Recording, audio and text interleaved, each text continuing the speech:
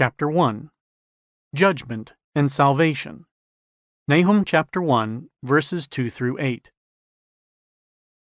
At first glance, the book of Nahum would seem to have little to do with the overall message of the Bible, and particularly with the message of the coming of God's kingdom and redemption from sin in Jesus Christ. After all, what importance can the fall of an ancient empire have beside the rather simple fact that its fall fulfills various biblical prophecies against it?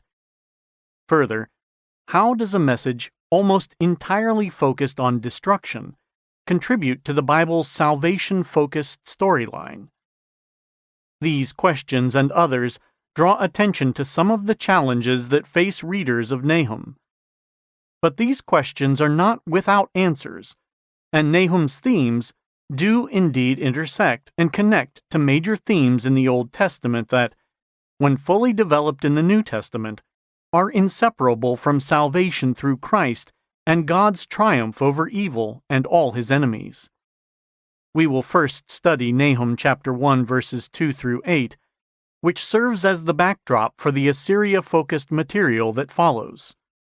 We will then explore Nahum's condemnation of Nineveh and Assyria, noting how it guides the reader toward a theological rather than a national or political definition of God's enemies. Along the way, we will see how God's judgment of his and his people's enemies serves the ultimate goal of their deliverance. Historical background. One word summarizes the historical background of Nahum: Assyria. This empire, centered in Upper Mesopotamia, northern portions of modern-day Iran and Iraq, had existed for well over 1,000 years before Israel arrived on the scene in the Levant, the eastern Mediterranean region, including modern-day Israel and Palestinian territories, Jordan, Syria, and parts of Egypt, Iraq, and Turkey.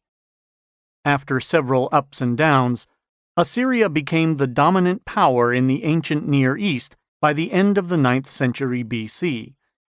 By that time, the united monarchy of Israel, ruled first by David and then Solomon, had separated into the northern kingdom of Israel and the much smaller southern kingdom of Judah.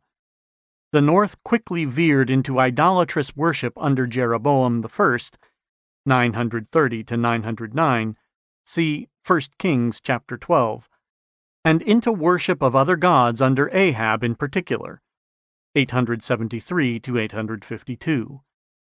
The south, home to the temple and the Davidic monarchy, was blessed with more faithful kings, especially Asa, 911 to 870, Jotham, 758 to 743, Hezekiah, 727 to 698, and Josiah, 639 to 609, and its descent into covenant infidelity was slower. The occasional reports of Assyrian aggression against Judah, for example, during the reign of Hezekiah, see 2 Kings chapters 18 through 19, Isaiah chapters 36 through 37, bear witness to Assyria's rapid expansion from its homeland, first westward and then southward toward Judah.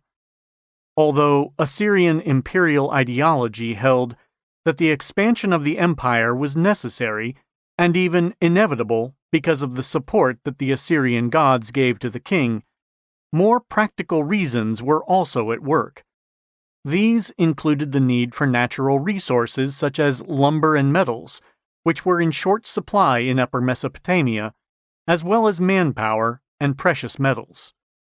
To facilitate its growth, Assyria developed an unusually violent approach to warfare to intimidate its intended targets into submission and so avoid lengthy and costly wars.